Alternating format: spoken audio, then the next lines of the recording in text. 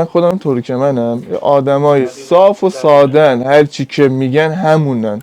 من افشین آسایش هستم، شغلمم کارهای قلاب بافیه. اکثر کارهایی که میارم زیباست، هر کی هم میبینه یه حس خوبی ازش میتونه بگیره. همین به من انرژی 100 برابر میده. ساعت 10 صبح میایم مغازه تا 8-9 شب یک سره هستیم تو مغازه. بله یک سره. تفریح ما همین شغلمونه.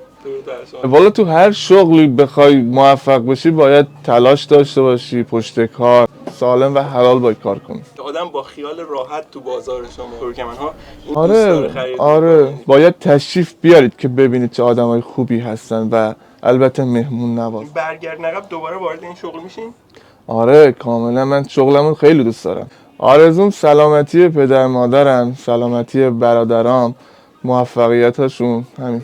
خودم موزیک کار میکنم، علاقه‌مند به موزیک هستم و ساز درام میزنم. آهنگای پاپ دوست دارم، آهنگای سبک حمید حامی که خیلی علاقه‌مندش هستم. دم شما گرم، واقعا باعث افتخار بود که خواهش خدمت میکنم. شما رسیدیم. مرسی که وقت گذاشتین. عمیقاً از تمام وجودمون لذت بردیم. خواهش میکنم. از حضور در بین مردمان ترکمن، مردمان خونگرم، دوست داشتنی و ارزشمند. دم شما گرم. منم از شما تشکر میکنم. مرسی از اینکه تشریف آوردید. زنده باشید. دم شما گرم. مرسی.